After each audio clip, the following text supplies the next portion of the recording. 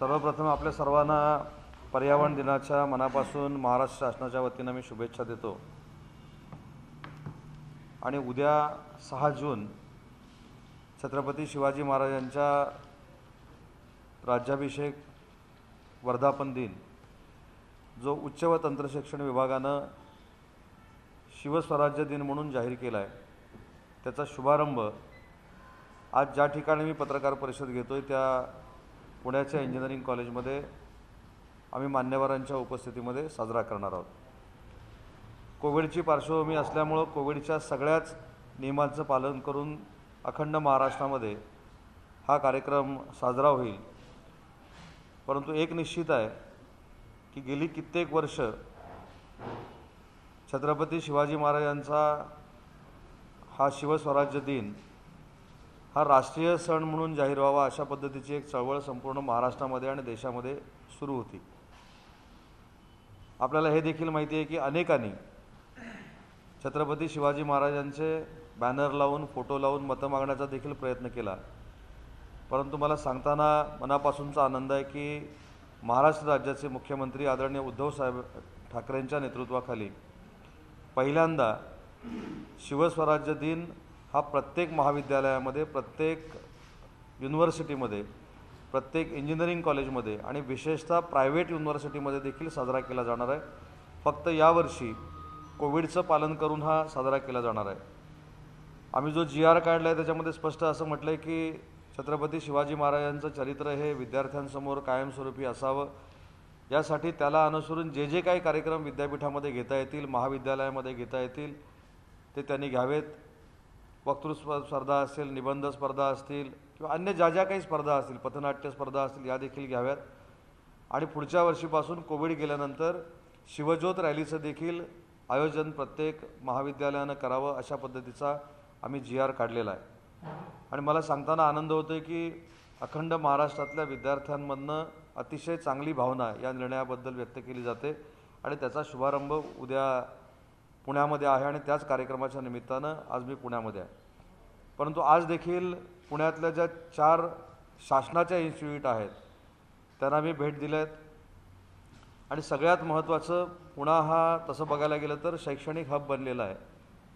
त्याच्यामध्ये ज्या काही गोष्टी नव्हत्या त्या देण्याचा उच्च व तंत्र शिक्षण विभागाचा मंत्री म्हणून मी प्रयत्न केलेला आहे। त्याच्यातला एक भाग आपल्याला माहीत असेल की नाशिकमध्ये यशवंतराव मुक्त विद्यापीठ आहे आणि त्या घटनेमध्ये असं लिहिलेलं आहे की या मुक्त विद्यापीठाची विभागीय कार्यालय असली पाहिजेत, उपकेंद्र असली पाहिजेत आणि ती रिजन वाईज असली पाहिजेत। परंतु तशी कारवाई इतक्या वर्षामध्ये काय होऊ शकलं नाही आणि म्हणून पहिली 2 विभागीय यशवंतराव मुक्त विद्यापीठाची कार्यालय काढण्याचा निर्णय आज आम्ही घेतला आहे। ते म्हणजे पुणा पिंपरी चिंचवडमध्ये आमची एक जागा आहे, त्या ठिकाणी आम्ही हे विभागीय यशवंतराव मुक्त विद्यापीठाचं केंद्र सुरू करतो आहे आणि दुसरं रत्नागिरी जिल्ह्यामध्ये हे विभागीय केंद्र सुरू करतो आहे। पूर्ण पश्चिम महाराष्ट्राचं उपकेंद्र जे आहे ते बारामतीमध्ये आम्ही सुरू करणार आहोत। त्याला देखील जागा बारामतीमध्ये तिथल्या नगरपालिकेनं द्यायचा निर्णय घेतलेला आहे।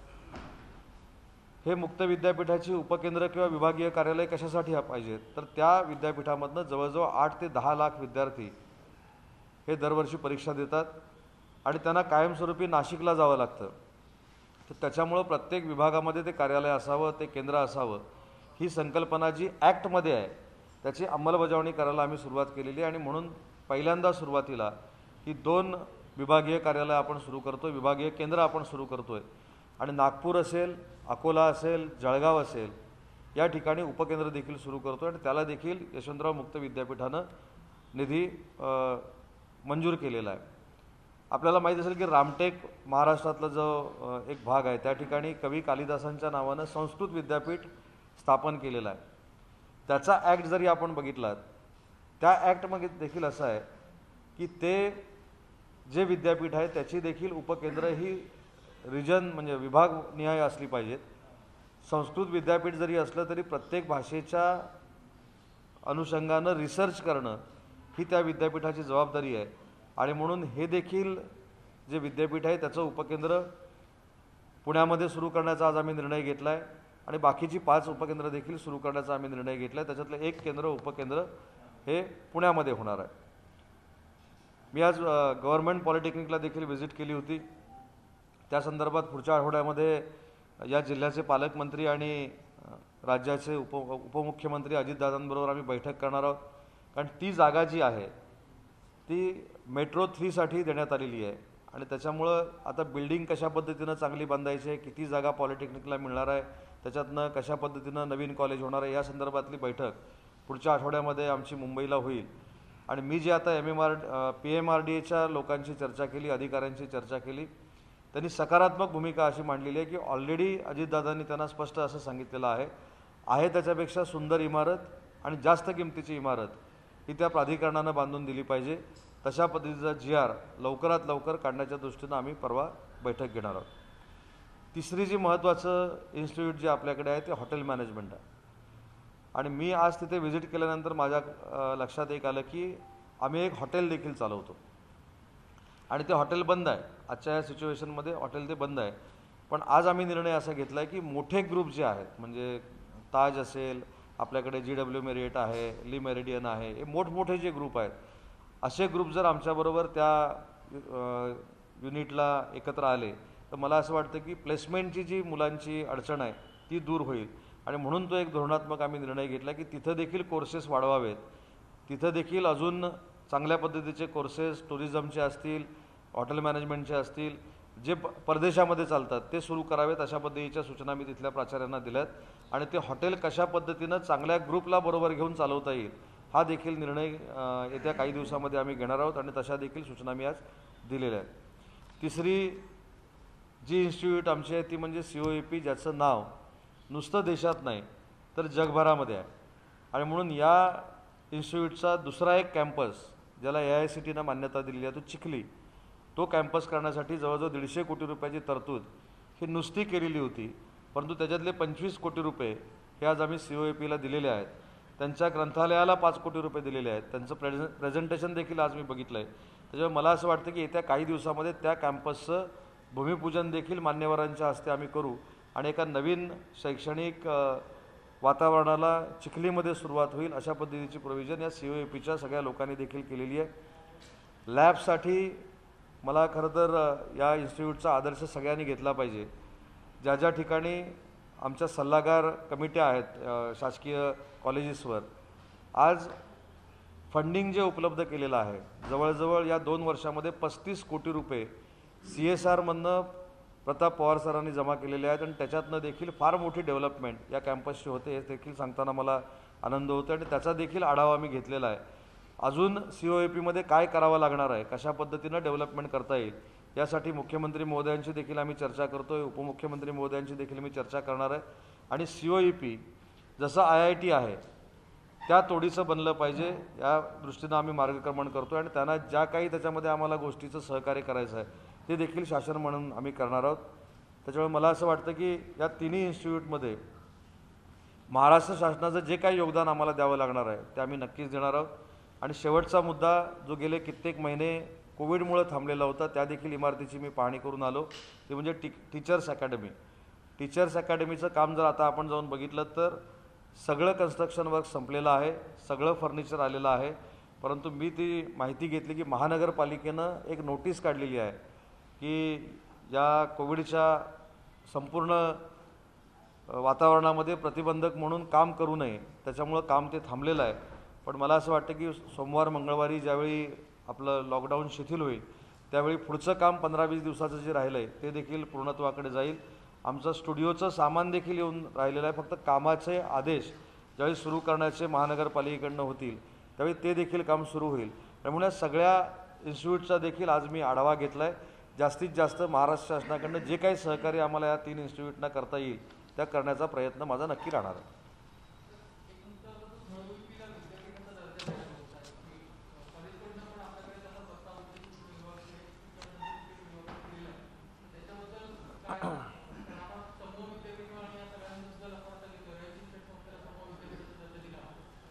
COAPला तर आपण स्टेट इन्स्टिट्यूट ऑफ टेक्नॉलॉजीचा दर्जा देण्याच्या मनस्थितीमध्ये आहोत. जसे मगाशी मी म्हटलं की IITला जसा दर्जा आहे म्हणजे स्वायत्ता तर आपण देऊच, परंतु जर स्टेट इन्स्टिट्यूट झालं तर मला असं वाटतं की देशातलं असं पहिलं इन्स्टिट्यूट असेल ज्याला स्टेट अशा पद्धतीनं दर्जा देईल आणि तेवढ्या चांगल्या पद्धतीचं काम COEP नक्की करतं आहे.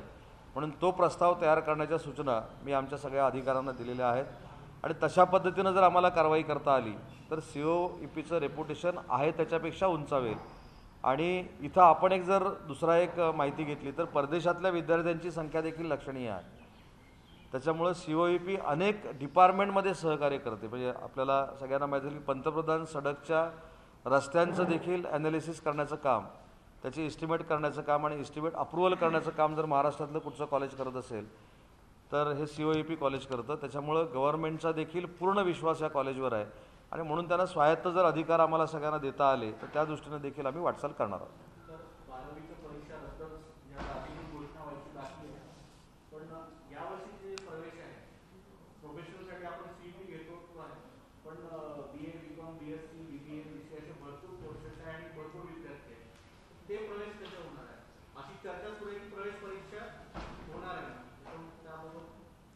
नाही, कालच CETच्या सगळ्या लोकांची आमची बैठक झाली. डायरेक्टर देखील त्याला उपस्थित होते. एक महत्त्वाचा निर्णय जो मागच्या वर्षी आम्ही केलेला होता त्याच पद्धतीची प्रोफेशनल कोर्सेसला CET होईल. त्याच्यासाठी कुठं दुसरा काय मार्ग अवलंबायचा आहे अशातला भाग नाही. विषय जो राहतो 12वी नंतर BA, BCom, BSc आणि या तत्सम जे आपल्या साईट्स आहेत त्यांना जे ॲडमिशन घ्यायचे आहेत त्याच्यामध्ये अनेक प्रवाह आहेत, हे मात्र नक्की आहे. काही मंडळींचं म्हणणं आहे की CET घेतली पाहिजे, काही मंडळींचं म्हणणं आहे की जे मार्क्स आपल्याला बोर्डाकडनं येतील, सर्टिफिकेट्स येतील, मार्कशीट येतील त्या पद्धतीने केलं पाहिजे. याच्यावर मला असं वाटतं की 12वीचे रिझल्ट कशा पद्धतीनं कुठच्या पॅटर्नमध्ये जाहीर होत आहेत, युनिव्हर्सिटी कशा पद्धतीनं किंवा बोर्ड जी आहेत ते कशा पद्धतीनं आमच्याकडे रिझल्ट पाठवत आहेत, त्याच्यानंतरच सगळ्यांना विश्वासात घेऊन हा निर्णय घेणं गरजेचं आहे. कारण अचानक CETची जर आम्ही घोषणा केली तर CET 12वीच्या अभ्यासक्रमावर करायचं बरोबर आहे, परंतु त्याला परत किती कालावधी द्यायचा, परत अकॅडमिक इयर कधी सुरू होणार, ह्या सगळ्या गोष्टी अडचणीच्या आमच्या समोर आहेत. आणि म्हणून आम्ही काल असा एक निर्णय घेतला आहे की युनिव्हर्सिटीचे काही व्हाईस चान्सलर आणि प्रख्यात कॉलेजेस जी महाराष्ट्रातली आहेत त्यांचे प्राचार्य अशी एक कमिटी करून जर त्याच्यातनं काही निर्णय आम्हाला घेता आला तर आम्ही घेऊ. परंतु एक जे मी मागच्या माझ्या डिपार्टमेंटच्या परीक्षांच्या वेळी सांगितलं होतं की 12वी पास झालेल्या कुठच्याही विद्यार्थ्यांचं शैक्षणिक नुकसान आम्ही व्हायला देणार नाही. त्यांना आवश्यक असलेल्या कॉलेजला ॲडमिशन कशी मिळेल या पद्धतीची यंत्रणा आमची तयार असेल.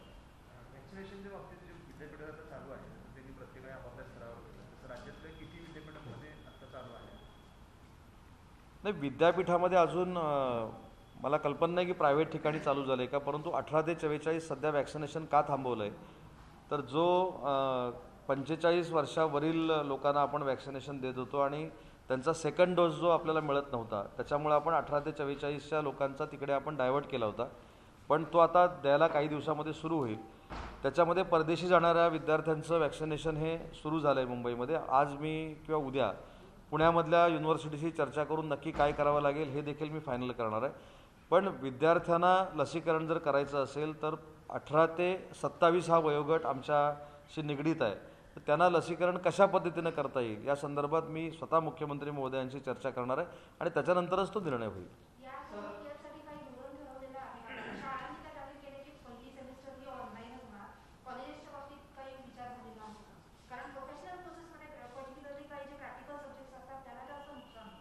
नाही, प्रोफेशनल कोर्सेसचे यावर्षीच्या पण तशा बघितल्या तर परीक्षा सगळ्याच ऑनलाईन झालेल्या आहेत. लेक्चर्स देखील ऑनलाईन झालेली आहेत.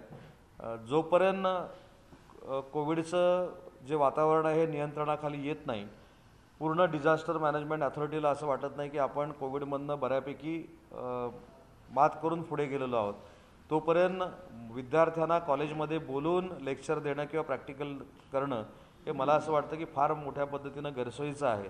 कारण तिसऱ्या लाटेची ज्यावेळी आपण चर्चा करत असतो त्यावेळी तिसऱ्या लाटेचं प्रिकॉशन घेत असताना या सगळ्या गोष्टी सध्या आपल्याला ऑनलाईनवरच कराव्या लागतील.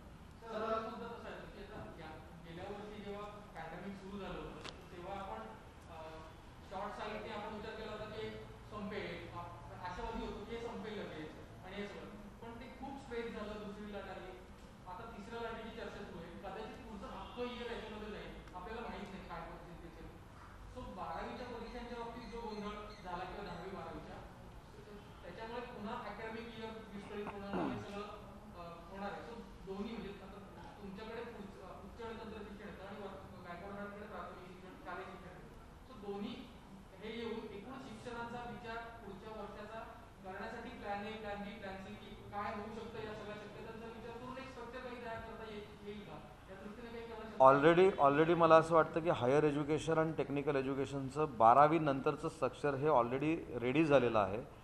म्हणजे तुम्हाला आश्चर्य वाटेल की 4 विद्यापीठांचे दीक्षांत समारंभ देखील पार पडले. त्याच्यामध्ये अमरावती विद्यापीठ असेल, कोल्हापूर विद्यापीठ असेल, गडचिरोली असेल, बरोबर ना, सगळ्या विद्यापीठाचे. म्हणजे ऑनलाईन सिस्टीम एवढी विद्यार्थ्यांच्या देखील आता अंगवळणी पडलेली आहे की अंतिम वर्षाच्या परीक्षा ऑनलाईन देऊन आम्ही त्यांना सर्टिफिकेट देखील प्रदान करण्याचा कार्यक्रम केलेला आहे. मुद्दा राहतो आता शालेय शिक्षणचा. शालेय शिक्षणाची कसोटी ही पहिल्याच वर्षी आहे.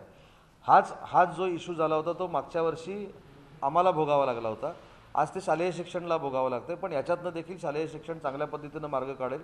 आणि ज्या पद्धतीनं आम्ही अतिशय चांगल्या पद्धतीनं आता अंतिम वर्षाच्या एक्झाम घेतल्या किंवा PGच्या आम्ही एक्झाम घेतोय, तसंच शालेय शिक्षणच्या देखील एक्झाम आणि लेक्चर्स होतील. विद्यापीठ संलग्न कितीतरी महाविद्यालय आहेत जे पुणे, नगर आणि नाशिक विभागात आहेत. या महाविद्यालयातून कोरोना काळात अशी परिस्थिती निर्माण झालेली आहे की महाविद्यालय बंद करण्याचे प्रस्ताव त्यांनी पुणे विद्यापीठाकडे पाठवलेले आहेत. यावरती काय? विद्यापीठानं महाविद्यालय जर बंद करायची असेल तर त्याची शिफारस ही शासनाकडे करावी लागते आणि शासन त्याच्यावर निर्णय घेतोय. पण मला विदर्भातल्या एका पॉलिटेक्निकच्या व्यतिरिक्त आता सध्या तरी कुठचा दुसरा प्रस्ताव माझ्याकडे तरी आलेला दिसत नाही. आणि विदर्भातल्या पॉलिटेक्निकचा पण प्रस्ताव हा आजचा नव्हता. त्यांच्या जागेचे प्रश्न निर्माण झाले होते आणि त्याच्यातनं ते कॉलेज बंद झालेलं आहे. कुठेही कोविडच्या सिच्युएशनमध्ये बंद झालेलं नाही. आणि ही खरी माहिती संचालक पण आपल्याला देऊ शकते. पण तशा पद्धतीचं विद्यापीठानं कुठेही कॉलेजेस बंद करावे असे प्रस्ताव काही शासनाकडे पाठवलेले नाही. राज्याची आर्थिक परिस्थिती खडखडाट आहे, प्राध्यापक भरती थांबली आहे.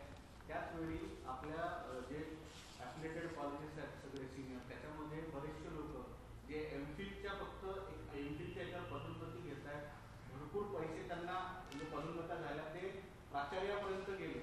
असे जवळपास 1,500-2 हजार आहेत. ऑफिशियली आकडेवारी सरांकडे 872 अशी आहे. त्यांना शासनाच्या तिजोरीतून कोट्यवधी रुपयाचं वेतन जात आहे. याच्यावर काहीच कारवाई करत नाही. केवळ बैठका एवढंच झालं. नाही, एमफिलच्या बाबतीमध्ये एक कोर्टाचा देखील एक निर्णय झालेला आता आहे. आणि जो कोर्टाचा निर्णय झाला त्याच्या पद्धतीनंच आम्हाला अंमलबजावणी करावी लागेल, कोणाच्या मनात असो किंवा नसो. त्याच्यामुळे मला असं वाटतं की कोर्टाने जी काही गाईडलाईन दिलेली आहे त्या पद्धतीनं आम्ही कारवाई करणार आहोत. आणि दुसरं आपल्या सगळ्यांच्या माध्यमातून मला प्राध्यापक भरतीच्या बाबतीत देखील सांगायचं आहे की मला माहिती आहे की प्राध्यापक सगळे पॅनिक आहेत. म्हणजे ज्यांना भरती व्हायचं ते पॅनिक आहेत, ते 100% मागणी करत आहेत. पण ही देखील सिच्युएशन लक्षात घेतली पाहिजे, ज्याचा उल्लेख आपण केला की तिजोरीमध्ये काय परिस्थिती आहे हे बघूनच आम्हाला याचे निर्णय घ्यावे लागणार आहेत.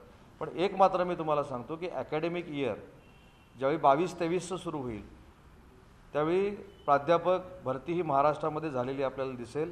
अनेक नवीन प्राध्यापक 22-23च्या अकॅडमिक इयरमध्ये प्राध्यापक म्हणून जॉईन झालेले आपल्याला दिसतील. आता ती जी मागणी आहे की 100% करायचं, 50% करायचं की 40% करायचं, हा शासन त्या तिजोरीकडे बघून निर्णय घेणार आहे. पण एक मात्र मी आश्वस्त करतो, ठीक आहे, मी सांगितलं होतं 15 दिवसात करतो, पण शेवटी करोना घालवणं किंवा करोना जो आला आहे ते काय मी आणलं नाही किंवा घालवणं माझ्या हातामध्ये नाही.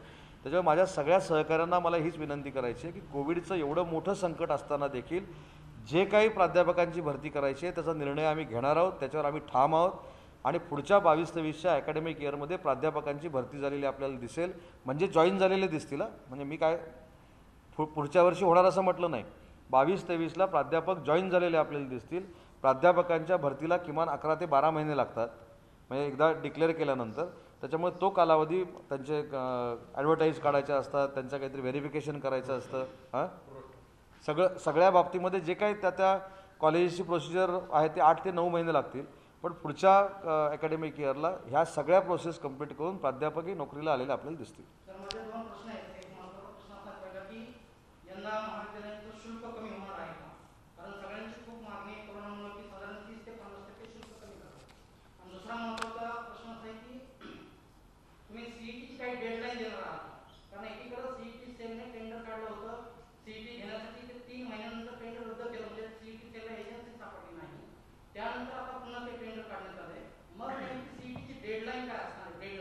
CETची डेडलाईन जी प्रोफेशनलसाठी आहे ती मी कालच जाहीर केलेली आहे. जुलैच्या लास्ट वीकला किंवा ऑगस्टच्या फर्स्ट वीकला CETची एक्झाम आम्हाला घ्यावीच लागेल. ऑनलाईन पद्धतीनं ती आम्ही घेणार आहोत. आणि मागच्या वर्षी कोविडच्या पार्श्वभूमीवर जसं विद्यार्थ्यांना सुरक्षित ठेवून आम्ही CETची एक्झाम घेतली त्याच पद्धतीने एका दिवसात किंवा 2 दिवसात आम्ही घेणार आहोत. आणि मागच्या वर्षी जेवढी CETची सेंटर होती त्याच्यापेक्षा दुप्पट CETची सेंटर करण्याचा निर्णय कालच्या बैठकीमध्ये झालेला आहे. म्हणजे दुप्पट करण्याचा प्रयत्न आमचा आहे. ज्या ठिकाणी कॉम्प्युटर्स आहेत, चांगल्या लॅब्स आहेत, त्या ठिकाणी प्रत्येक ठिकाणी हे सेंटर झालं पाहिजे. आणि त्याच्यासाठी आम्ही कालच कमिटी नेमली. त्या कमिटीचे प्रमुख चिंतामणी जोशी आहेत, जे कमिशनर CETचे आहेत ते, डॉक्टर मानेसाहेब देखील आहेत आणि डॉक्टर वाघ आहे. या तिघांची समिती आहे. ते त्याच्यामध्ये सर्च करतील कुठं आपल्याला सेंटर करायचे, जास्तीत जास्त सेंटर कुठे करायचे. 4 दिवसामध्ये ते अहवाल देतील आणि त्याच्यावर कारवाई होईल. महाविद्यालयांच्या शुल्काबाबत पहिलंच धोरण आमचं स्पष्ट आहे की जितके दिवस कॉलेज बंद आहे, त्याच्यामुळे लायब्ररी बंद आहे, तर या सगळ्या गोष्टीचा विचार करण्यासाठी FRA नावाची एक कमिटी असते. त्याची मुदत संपलेली आहे. ती फाईल जी आहे ती CM साहेबांकडे या 2 दिवसामध्ये सहीला जाईल. FIRAची कमिटी पुन्हा एकदा तयार होईल. जे कोण अध्यक्ष होतील, जे कोण सदस्य होतील त्यांच्याबरोबर तातडीची बैठक माझी होईल आणि जे विद्यार्थ्यांच्या मनात आहे, पालकांच्या मनात आहे, ते करण्याचा आमचा प्रयत्न राहील आणि त्याच्या संदर्भातली चर्चा होईल.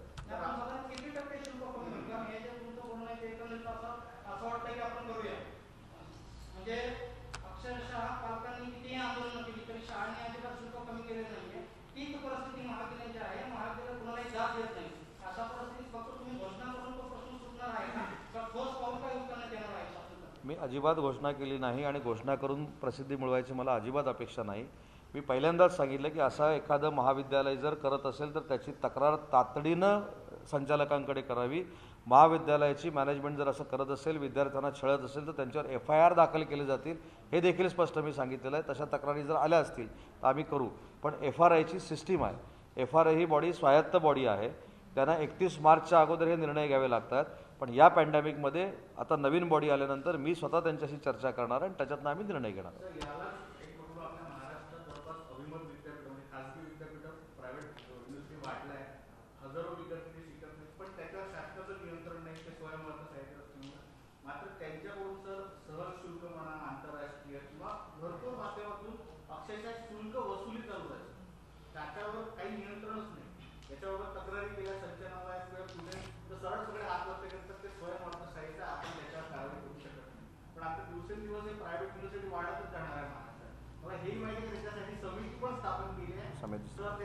अध्यक्ष नाही, आपण जो मुद्दा मांडला ना त्याच्यासाठी ही समिती नाही आहे. प्रायव्हेट युनिव्हर्सिटीला ज्या पद्धतीनं काही अडचणी निर्माण झालेल्या आहेत त्या योग्य आहेत की अयोग्य आहेत हे तपासण्यासाठी कमिटी केलेली आहे.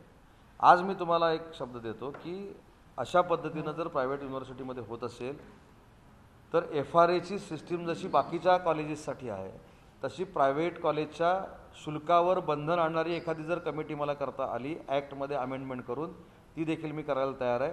फक्त त्याचा मला अभ्यास करावा लागेल. आणि होते बरोबर.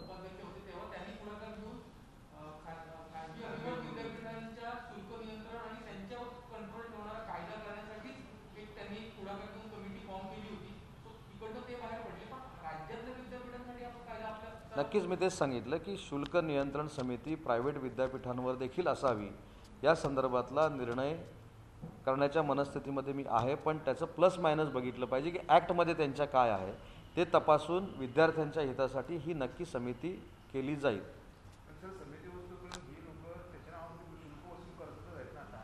पण त्याच्यामध्ये जे ॲक्ट केलेले आहेत त्या ॲक्टनुसार जर त्यांना स्वायत्ता दिली असेल तर ती स्वायत्ता कमी करण्यासाठी दुसरी कमिटी नेमून त्याची शिफारस घेऊन ॲक्टमध्ये अमेंडमेंट करणं हाच त्याला पर्याय आहे. कोरोना काळ आहे, सेटच्या परीक्षा निघालेल्या आहेत, डेट आलेली, पण सेटची भरमसाठी विद्यार्थ्यांकडून सूर येतोय की भरण्याची एवढी अधिक क्षमता नाही. सध्या कोरोना काळ असल्यामुळे सेटच्या परीक्षा होतील की नाही यात पण साशंक त्याबद्दल परिस्थिती सगळीकडेच म्हणजे तसं जर बघितलं तर शालेय शिक्षणापासून उच्च शिक्षणापर्यंत PGपर्यंत मेडिकलपर्यंत ही सगळीच वस्तुस्थिती तशी आहे. परंतु त्या संबंधित परीक्षांचा विचार त्या संबंधित यंत्रणांनी केला पाहिजे. मुद्दा असा राहतो की किती फी आकारायची. आता CETचा मगाशी आपण कोणीतरी उल्लेख केला. CET जर घ्यायची झाली तर पहिलाच मी मुद्दा क्लिअर केला होता कालच्या बैठकीमध्ये की CET जर उद्या घ्यावी लागली 12वी नंतरच्या BA BCom सायन्सच्या विद्यार्थ्यांसाठी, तर एकही रुपयाचं शुल्क न घेता ते CAT आपल्याला करावी लागेल. आजही त्या मताशी मी ठाम आहे. CAT जर करावीच लागली तर CATच्या म्हणजे जी CATची एक्झाम देणार आहेत त्यांच्याकडनं एकही रुपया न घेण्याचा आमचा प्रयत्न राहणार आहे. कारण ऑलरेडी त्यांनी 12वीच्या परीक्षांसाठी पैसे भरलेले आहेत, 12वीसाठी त्यांनी कष्ट घेतलेले आहेत आणि त्यांच्याकडनं परत CATसाठी पैसे घेणं हा त्यांच्यावर अन्याय आहे. हे मी करू शकतो, कारण CAT हे माझ्या अंतर्गत येतं. मी मुख्यमंत्री साहेबांना सांगू शकतो. तसंच ज्या ज्या यंत्रणा ज्यांच्याकडे आहेत त्यांनी हा पुढाकार घेतला पाहिजे. आणि मला असं वाटतं की CAT करायची की नाही हे जसं आमचं कमिशनर आणि आम्ही सगळे CAT सेल ठरवतो तशा पद्धतीने त्यांच्या त्यांच्या यंत्रणांनी हे निर्णय घेतले पाहिजे. फक्त ते राज्य स्तरावर राहील CET एकच सेट परीक्षेप्रमाणे किंवा मग विद्यापीठ स्तरावर होईल त्या म्हणजे संलग्न महाविद्यालयांसाठी आणि विद्यापीठासाठी? नाही, पण एक महत्त्वाची गोष्ट आहे की ह्या सगळ्याच माहित्या आमच्या मिटिंगच्या तुम्हाला कशा कळलेल्या आहेत आम्हाला माहीत नाही. नाही, म्हणूनच सांगितलं, त्याचं अभिनंदन आहे ना. आता विद्यापीठानं जर करायचं झालं तर विद्यापीठाच्या परत काही वेगळ्या अडचणी आहेत. कॉलेज वाईज करायचं म्हटलं तर कॉलेजच्या वेगळ्या अडचणी आहेत. रेप्युटेड कॉलेज जी आहेत, मी त्यांची नावं घेत नाही, त्या कॉलेजच्या प्राचार्यांचं एक वेगळं म्हणणं आहे कशा पद्धतीनं करावं. मला असं वाटतं की हुशार विद्यार्थ्यापासून सर्वसामान्य विद्यार्थ्यांपर्यंत कुठेही अन्याय होऊ नये असा आम्हाला निर्णय घ्यावा लागेल. कारण याच वर्षी फक्त तो घ्यावा लागणार आहे, तो काही दरवर्षी घ्यायचा नाही आहे. आणि म्हणून चर्चा करताना 2-4 दिवस जातं आणि सगळ्यांना असं वाटतं की आम्ही मुद्दाम उशीर करतो. मुद्दाम उशीर करण्याचा प्रश्नच येत नाही. आमच्या एखाद्या निर्णयानं जर सर्वसामान्य कुटुंबातल्या विद्यार्थ्यावर जर परिणाम होणार असेल तर आम्ही तो निर्णय घेऊन उपयोगाचा नाही. म्हणून थोडाफार वेळ जातो. आणि पण CATच्या बाबतीत पण ते सांगितलं की प्रोफेशनलच्या आम्हाला कराव्याच लागतील. आणि या संदर्भात आम्हाला जर काही गाईडलाईन आली, UGCची गाईडलाईन आली, अन्य कुठनं गाईडलाईन आली तर आम्हाला त्या कराव्या लागतील. पण विद्यार्थ्यांची सुरक्षितता आणि पालकांचं मनोधैर्य वाढवण्याच्या दृष्टीनंच त्या परीक्षा असतील.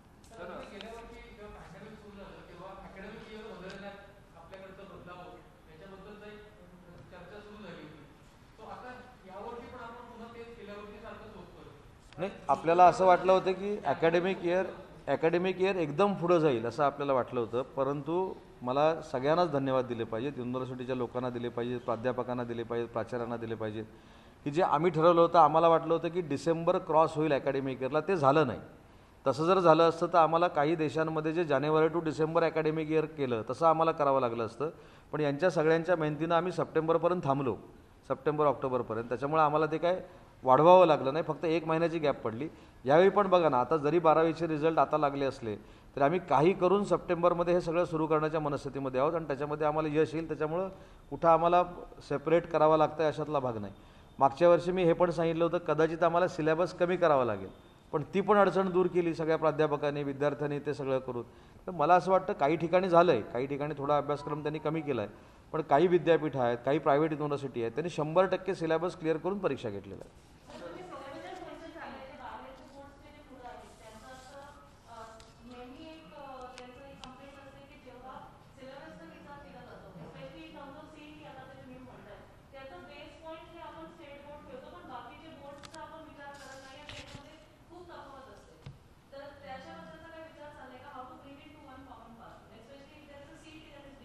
मॅडम, मला असं वाटतं की सध्या तरी ते काय होऊ शकेल असं मला वाटत नाही. कारण प्रत्येकाचं युनिव्हर्सिटी वाईज जरी आपण बघितलं, मुंबई युनिव्हर्सिटीचं करिक्युलम बघितलं, पुण्याचं बघितलं, तिकडे गडचिरोलीचं बघितलं, तर ते समान आहे असं मला वाटत नाही. त्यांनी त्यांच्या तिथल्या परिस्थितीवर ते तयार केलेलं आहे. एक्झाम देखील आपल्याकडे ज्या होत्या त्या काही 15 मार्चला होतात, काही 1 एप्रिलला होतात, काही 15 मेला होतात. अशा पद्धतीचं त्यांचं शेड्यूल असतं. ज्यावेळी हे सगळे एका लाईनमध्ये येईल, म्हणजे अभ्यासक्रम एका लाईनमध्ये येईल, परीक्षा एकाच तारखेला होतील सगळ्या विद्यापीठामध्ये, त्यावेळी आपल्याला हे करणं शक्य आहे. तोपर्यंत मला असं वाटतं की उगाचच सांगायचं मी मंत्री म्हणून की हे मी करू शकतो, ते होणार नाही. कारण प्रत्येकाचा करिक्युलम हा वेगवेगळा आहे. सध्या प्रायव्हेट युनिव्हर्सिटीचा तर आपल्यापेक्षासुद्धा वेगळा आहे, त्यांच्या परीक्षांचं शेड्यूल देखील एकदम वेगळं आहे. म्हणजे काही देशांमध्ये जे आहे की या तारखेला परीक्षा सुरू होते आणि या तारखेला संपते आणि या तारखेला रिझल्ट लागतो, असं सध्या तरी आपल्याकडे होऊ शकत नाही.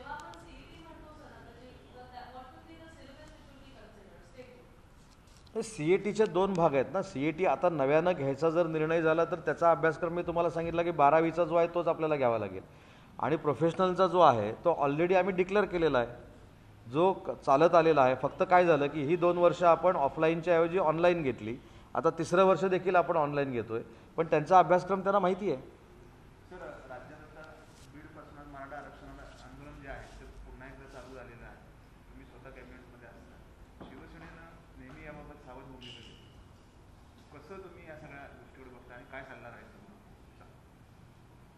मला असं वाटतं की सावध भूमिका महाराष्ट्र राज्याचे मुख्यमंत्री उद्धव ठाकरे साहेबांनी कधीही घेतलेली नाही. मराठा आरक्षणाच्या बाबतीमध्ये पूर्ण समाजाबरोबर मी आहे असं अनेक वेळा उद्धव ठाकरे साहेबांनी सांगितलेलं आहे.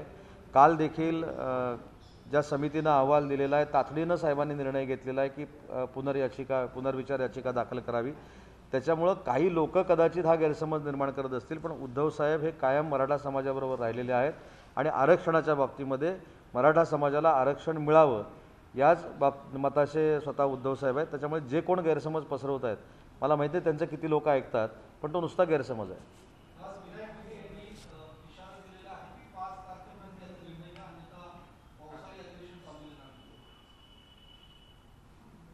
नाही, आता मगाशी मी सांगितलं की जी समिती नेमली होती त्या समितीनं जे काही शिफारसी केल्या होत्या त्याच्यामधलं आता सुप्रीम कोर्टामध्ये पुनर्विचार याचिका जी दाखल करायची ते करतायत.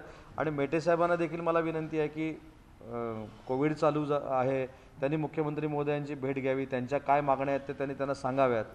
माझ्या अंदाजाप्रमाणे मोर्चामध्ये आज ज्या पद्धतीनं मोर्चा निघाला किंवा गर्दी होईल भविष्यामध्ये, हे शेवटी कोविडचा प्रादुर्भाव सगळीकडे चालू आहे. असं असताना डायरेक्ट त्यांनी सीएम साहेबांशी बोलून निर्णय घ्यावा.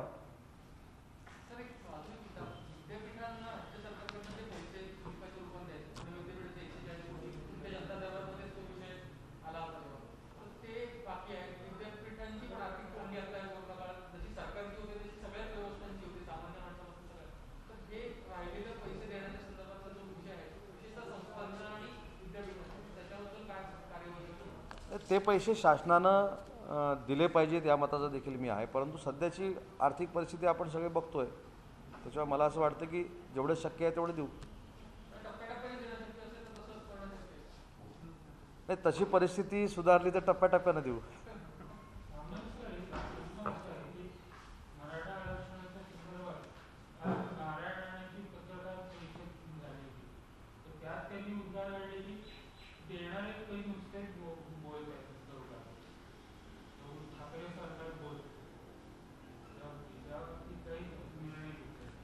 मला असं वाटतं की त्यांच्या पत्रकार परिषदेपेक्षा समाजाचं नेतृत्व युवराज संभाजी छत्रपती करतायत. त्यांनी ज्या काही भूमिका सरकारकडे मांडलेल्या आहेत किंवा त्यांनी ज्या काही सूचना मुख्यमंत्री महोदयांना दिलेल्या आहेत, तर त्या कशा पद्धतीनं पुढे न्यायच्या या संदर्भात सरकार कारवाई करतं आहे. त्याच्यामध्ये समितीचा अहवाल देखील आलेला आहे, ते देखील चांगल्या पद्धतीनं पुढं जातं आहे. आणि मला असं वाटतं की माझी देखील सरकारला विनंती राहणार आहे की मी देखील कॅबिनेटमध्ये आहे, मी देखील मुख्यमंत्री महोदयांना सांगणार आहे की जी प्रमुख मागणी आहे आरक्षणाचा विषय तर होत राहील, परंतु सारथी नावाची जी संस्था आहे ही अतिशय मोठ्या पद्धतीनं बळकट झाली पाहिजे. अशा पद्धतीचं मी देखील मुख्यमंत्री महोदयांना विनंती करणार आहे.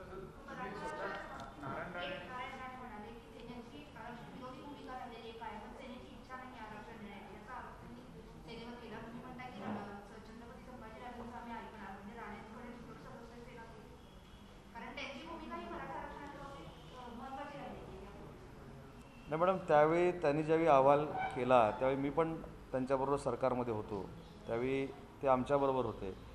त्याच्या पत्रकार परिषदेवर बोलण्यापेक्षा त्यांनी काय आरोप केला, त्यांनी काय सांगितलं, त्यांनी मुख्यमंत्री महोदयांवर काय बोलले, हे काय महाराष्ट्राला नवीन नाही आहे. त्यामुळे मला असं वाटतं की आम्ही त्या समाजाला, मराठा समाजाला न्याय कशा पद्धतीने देऊ शकतो या पद्धतीनं सरकार पुढं जाणार आहे. आणि ते पुढं जात असताना जे काही मराठा समाजासाठी करावं लागेल ते मुख्यमंत्री महोदय करणार आहेत, हे स्वतः मुख्यमंत्री महोदयांनी सांगितलेलं आहे. गेल्या काही दिवसापासून म्हणजे असं होतं की समन्वय नसल्याचा मुख्यतः राज्य सरकारवरती आरोप होता. आता विजय वडेट्टीवारांचं पण जे काय झालं ते सगळ्यांच्या समोर आहे. आज त्यावरती नियमावली आली, परंतु एकंदरीत तुम्हाला वाटतं का की समन्वय आहे, व्यवस्थित चालू आहे सरकार? समन्वय 100% आमच्यामध्ये आहे, परंतु विजय वडेट्टीवार साहेबांनीच नागपूरला सांगितलं ना की जे काय मी बोललो ते तत्वतः मान्य झालेलं होतं म्हणून बोललो. नाही, त्याच्यानंतर मुख्यमंत्री महोदयांनी आज नियमावली जाहीर केली ना.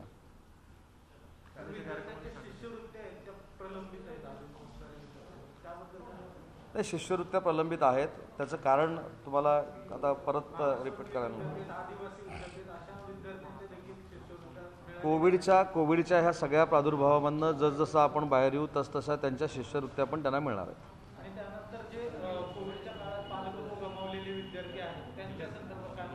त्याच्या संदर्भात परवा निर्णय झाला ना. त्याच्या संदर्भामध्ये तो प्रस्ताव जो आहे तो प्रस्ताव महिला व बालकल्याण मंत्री यशोमतीताईंनी कॅबिनेटमध्ये आणला आणि तो मंजूर झाला. पण दुसरी आपल्याला एक विनंती करायची की उद्या जो शिवस्वराज्य दिन सोहळा आहे त्या कार्यक्रमाला आपण इथंच उपस्थित राहावं अशी विनंती आहे. 11 वाजता.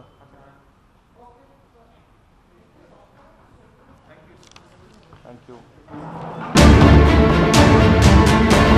बातमी मागची बातमी म्हणजे